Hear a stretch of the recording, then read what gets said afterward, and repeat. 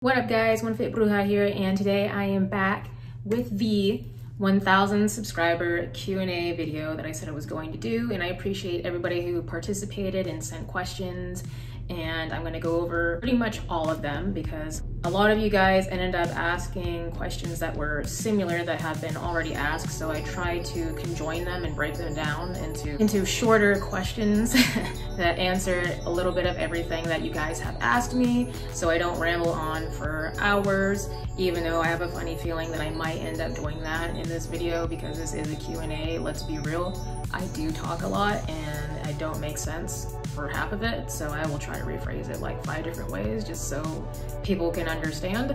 But if you do not understand what I am saying, feel free to email me or put it in the comments below and I will get back to you. Sometimes I am a lot better at typing things up than I am verbally communicating. Okay, so now let's verbally communicate. Let's get into the video. Anyways, let's start off with question number 1.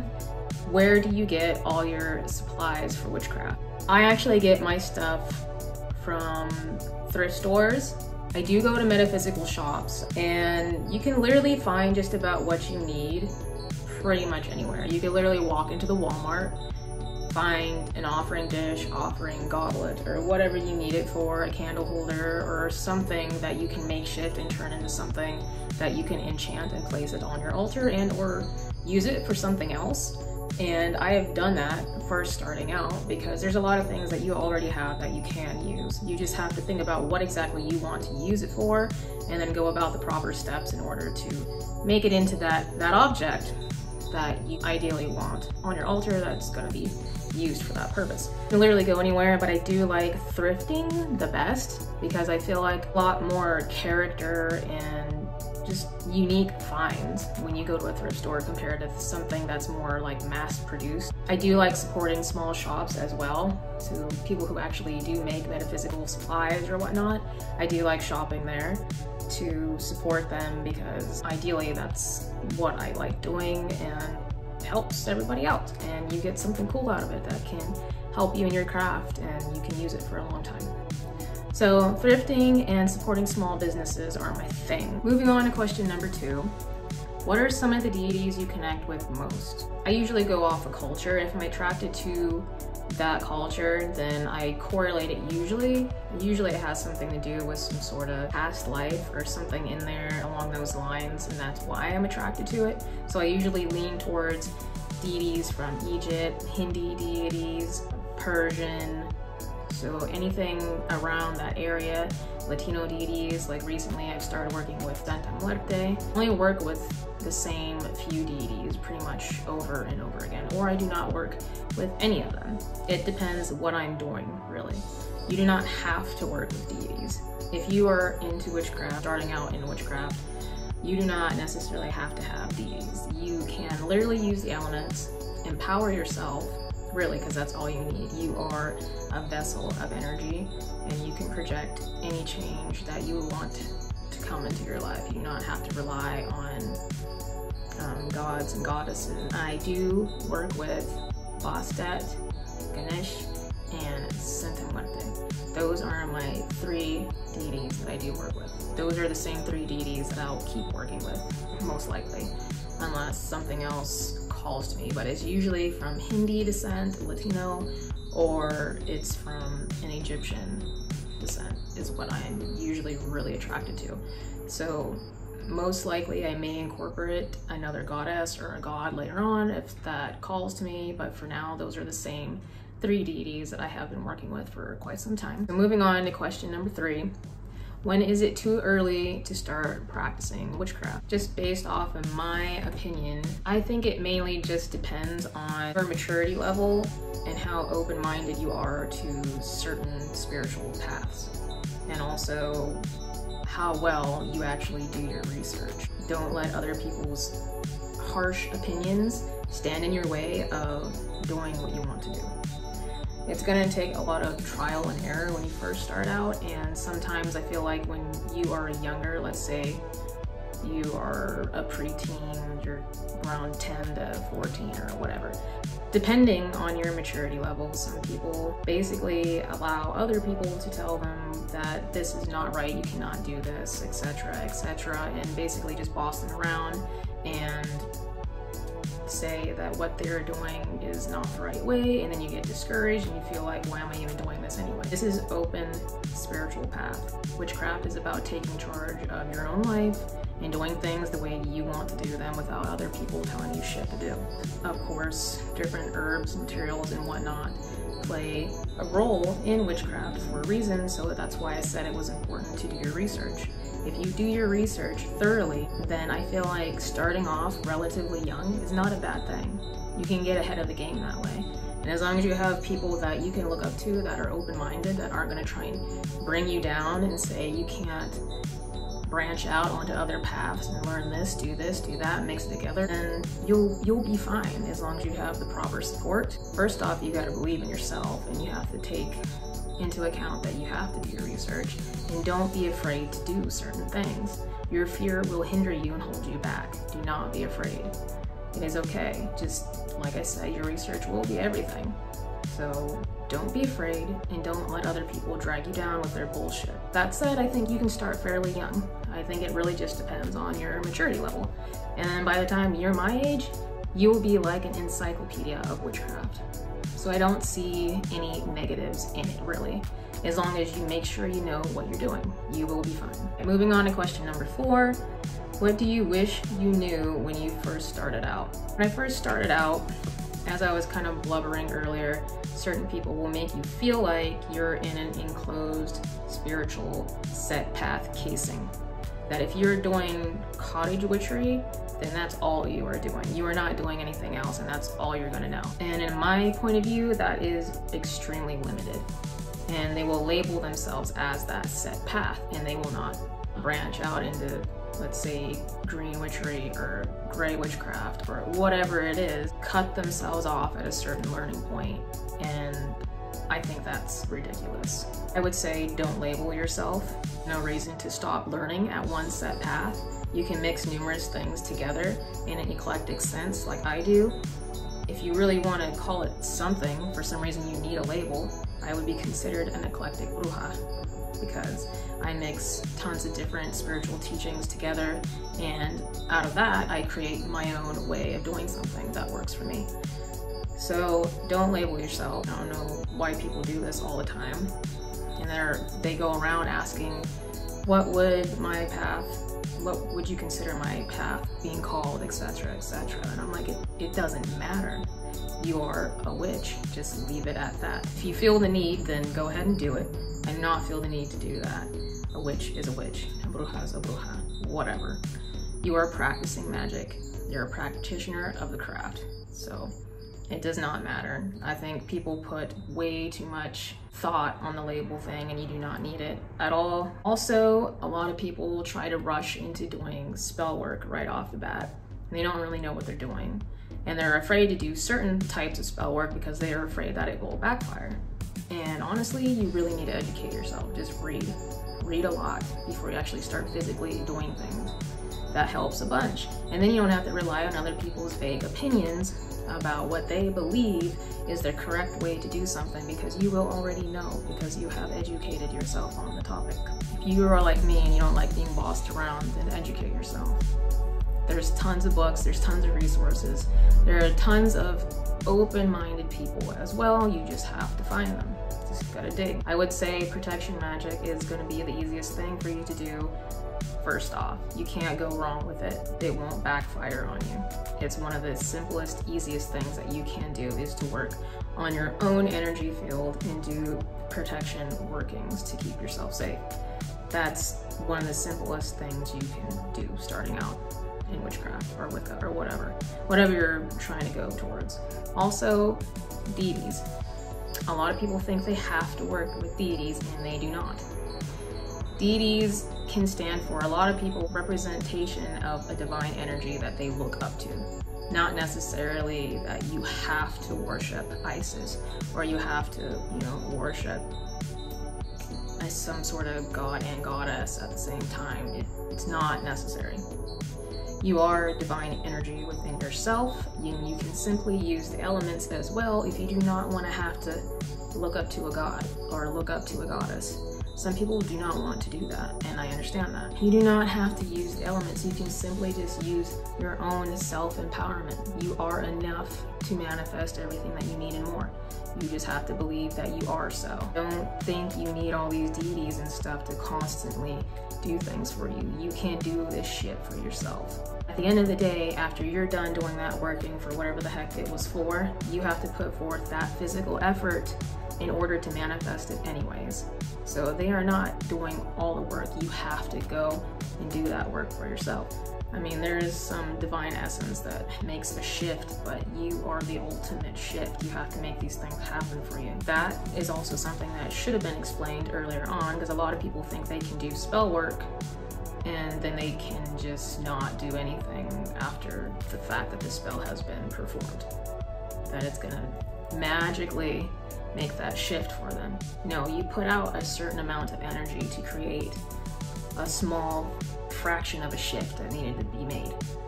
And you have to do the rest physically. You gotta go fill out that job application, put the job application in, slather the oil on when you're in the interview, and then sell yourself.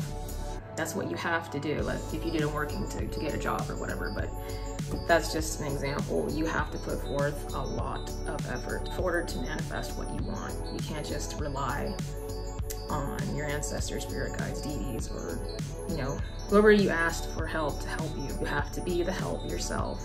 That is something that a lot of people don't tell you up front at first. So you're gonna think it's gonna be like Harry Potter, and it's not.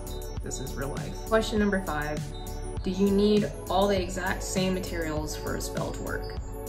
And to be honest with you, you do not. You just need, some people are very good at manifesting things into fruition just with their own mind's eye. They can literally just think about these things, manifest them, or even in their dreams, and make these things shift closer towards them into achieving what they want. Some people are not so great doing that, and that's why spell work comes in handy, because then you have a physical presentation in front of your face and you are focusing your intent on it. It's basically like a vision board or something that's going to help bring you closer to what you need, because physically seeing it helps you put forth more action into getting it done.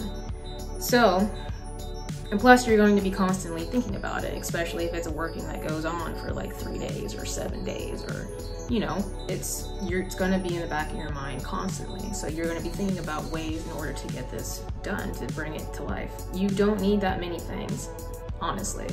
Like, you guys see my spells, it may look like a lot of stuff, but you do not need every single thing. This is why it's important to educate yourself on herbs and spices and certain materials that you use for certain workings in order to bring those things to life.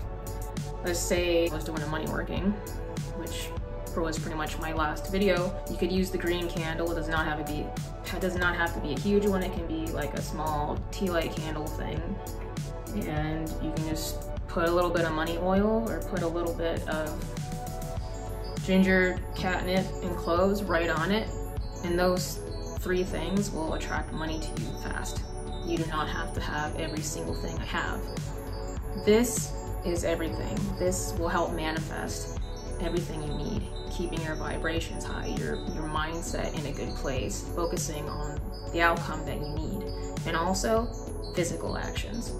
You do not have to have exactly everything that I have to make something work. Witchcraft is supposed to be simple. Back in the day, they used things that were accessible, that they just had around, because they did not have much. Some people do not have much. It's all about how you feel about it, how you're going to manifest it, ideally, the end result, how you're going to manifest it, and putting forth the action to do so. So you can make it work with very, very few ingredients, especially if you're somebody who needs a physical representation to get them in that mindset to propel themselves forward. Some people, like I said earlier, are very good at just thinking it in their head, manifesting in their head. I prefer visual representation, but I can manifest in my head and just go get what I need. It's happened before. I can keep doing it, but sometimes your mind gets fuzzy and you have too many things going on and you cannot focus on the one thing that you need to happen. So that's when workings really come in handy. There's a handful of different people who've been asking me this, and no, I am not accepting clients, and I'm going to explain this now. It's not because I do not want to help you. The majority of the time when someone is told that they have to do something in a specific way to carry out the spell work, a lot of the time they will not do it, and then they will complain that the spell is not working. And it did not work because you did not want to change anything. It's the same thing as when I was a fitness coach. People do not like listening to you. They do not like change. They don't like things that make them feel uncomfortable, but ideally, in order to get the results that you want, you have to be uncomfortable. That is key. In order to change just about anything, you will have to get out of your comfort zone. So, with that said, I do not like having to deal with people saying such and such isn't working because, you know, your magic just wasn't strong enough. And I was like, no, I can't keep doing things like that. That's ridiculous. It's either you're gonna listen to me and follow my directions to a T, or else I am not doing this working for you. I'm not one of those people who's gonna lollygag around. You're wasting my time, is what it is. And I value my time. I have things that I can set out and get done. But instead, you are wasting my time because you did not want to listen to me 100%. I can't do it. So I do not, I do not do workings for people. Unless you are a close friend, I will do something for you. And I trust that you are going to carry out the manifestation the rest of the way. Or else I'm not going to sacrifice my time, my energy, my effort for you, because I view that as ridiculous if you're not going to listen to me 100%. That is the dumbest thing ever. And I get really, really pissed off when people do this. Long story short, that's why I'm not a fitness coach anymore, because I couldn't take it. I get so angry with people because they do not see what they need to do, even though it's right in front of their face. And I could not be more clear. So no, I am not accepting clients. I may or may not do it in the future because I do like to help people out. When people do listen to you and they get the results that they wanted because they were not afraid to change, those are the clients that I want. Not people who are still stuck and stagnant and who are afraid, who are still stuck in this little ball of fear that do not want to change their lives completely. It's a love-hate relationship thing. It's something I would like to do, but there's a lot of people out there who may ruin it for me. So I'm not too sure about that, but as of right now, I am not accepting clients. So you will have to find someone else to do these things for you. Sorry, guys. All right, so we're gonna move on to question number 7. Question number 7 has actually been answered before in a previous Q&A, and that is, how long have you been practicing witchcraft? And I have been practicing witchcraft, physically practicing, for about 4 years now. Prior to that, I just did a lot of research. I read a lot of books and gathered up a lot of education before I actually started physically practicing. Because like I said earlier, I do not like having to go through people, ask 10 million questions and whatnot, because I have issues. I got really bad trust issues. So I decided educating myself before doing such and such would be better. And I'm actually really happy about the way that I went about it. It worked out, and I couldn't be happier with what I'm doing right now. So about 4 years, guys. It's not a whole lot of time, but I'm one of those people who likes to cram pack as much knowledge as possible. Every damn day I need to learn something new, if not a handful of new things, or else I'll lose my mind. Question number 8, and that is, do you believe in the threefold law? I do not. I believe the more you perceive something that you're doing in a negative manner, and the more you allow yourself to be freaked out by it and consumed by it, the more likely it is that you are going to have something bad happen to you. You're setting out those vibrations of you're regretting it, you're feeling guilty, or you know, you got that fear that's radiating off of your vessel, and that's already creating ripples and change within itself. And that's what you are attracting to yourself. It is very important to vibrate at a higher level, to know that you are sure of yourself, that you are fine and you're going to be fine. Nothing is going to get to you. That's where your mindset needs to be. Else these things will get to you. Threefold law, if you guys do not know, whether if the working that you're doing is positive or negative, the belief related to a Wiccan/pagan belief. Whatever you do, positive and or negative, if you perform that sort of magic, it will come back to you 3 times as much or 3 times as badly if it was negative magic. I do not believe this, okay? I believe whatever I do, I'm in complete control of it, and I do not let myself operate from that level of fear. You're afraid of something bad happening, more often than not, something bad is going to happen to you because you're allowing yourself to operate at a lower level and you're allowing these things to get to you. It's the same thing as constantly being afraid of someone hexing you, cursing you, or trying to do some sort of domination magic on you, or, you know, don't let that negative vibration disrupt what you're trying to put out. More often than not, it's your own belief and mindset that is sabotaging you. Believe that you are everything and more, and whatever comes at you, you can handle it because you can. So, long story short, I do not believe in the threefold law. Question number 9. Is it necessary to join a coven? No, my dear, it is not.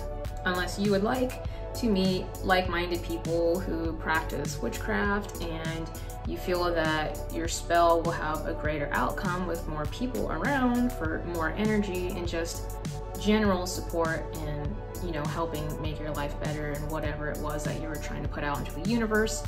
Having support is great, and if you can find some friends, fellow witches that are willing to make a coven with you and support each other unrelentlessly, then go and do it, because that's one of the best support systems you can have, really. All like to do magic, you're all on the same page. I am not in a coven. I am not looking to join one. No offense to anybody, it's just something that I prefer to just practice more or less solitary. It's not that I would not like to do certain magic with people, but if we are not on the same page and you are not taking it seriously and your magic, your energy does not coincide with mine, then I feel like more or less you are disrupting what I am trying to put out, and it's not going to benefit me in the same way that I was hoping it would. So I prefer to just do it by myself, if that makes sense. No offense to anybody who likes working with other people, because that's great if you can mesh that well. So long story short, you do not have to join a coven. Some of the best times ever, I would like to say, are going to be you finding everything out on your own. It's not like you can't learn from other people, and that would actually help you if you are starting out and you need, you know, some pointers or whatnot and some open-minded people to work with. Then go and find yourself a nice little coven to join and expand your horizon. But it is not completely necessary. Moving on to question number 10. And number 10 is, when is it okay to start practicing more intricate magic? I would say if you can nail down projecting your energy shield rather fast, then that's great. And you've mastered that, move on to something else. Move on to some simple protective measures that you can put around your home, start enchanting jewelry, whatnot. Simple things like that will keep you safe and your energy protected throughout the day, wherever you go. If you master that, you feel like 100% that you've got that down, move on.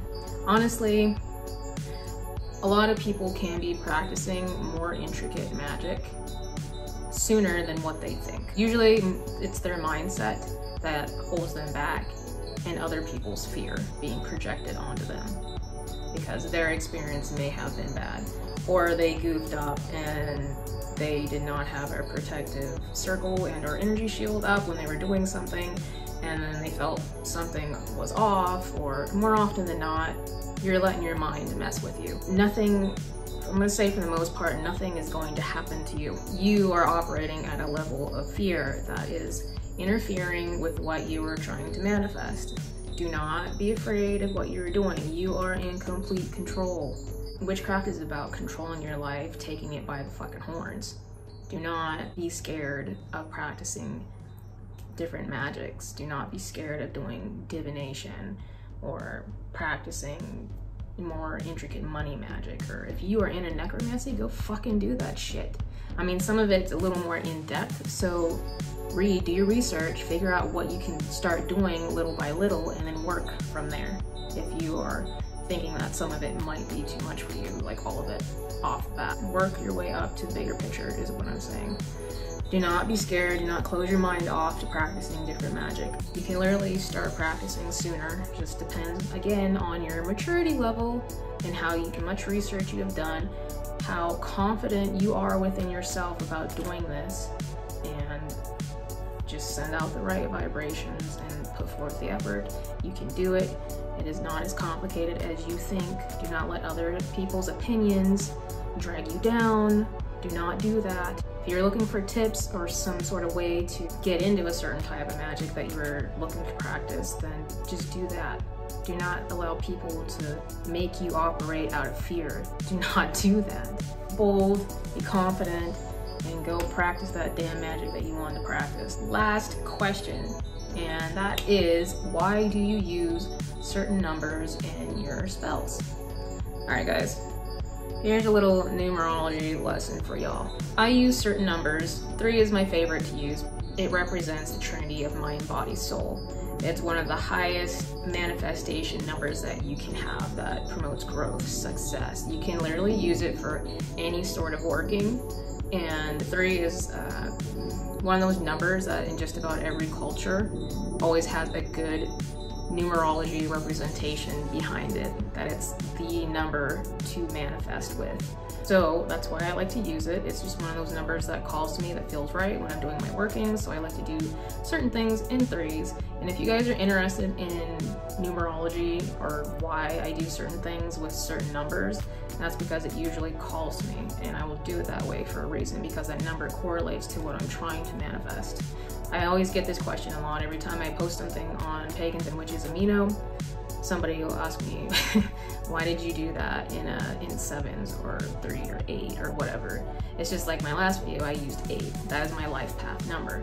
And I do like to utilize my life path number within my workings because that is a number that resonates with me, that is connected to me. It's a karmic tie for me. It represents abundance, career growth, material wealth, and also has a dual number for material world and the spiritual plane. It's a complete balance for what I am trying to manifest. It's something that I have to constantly keep balanced with, or else I'm gonna be out of alignment. I can go one way all the way off the edge and not come back, or the complete opposite way and not come back. But if I keep that balance, then I will have infinite success in whatever I do. That is my life path number.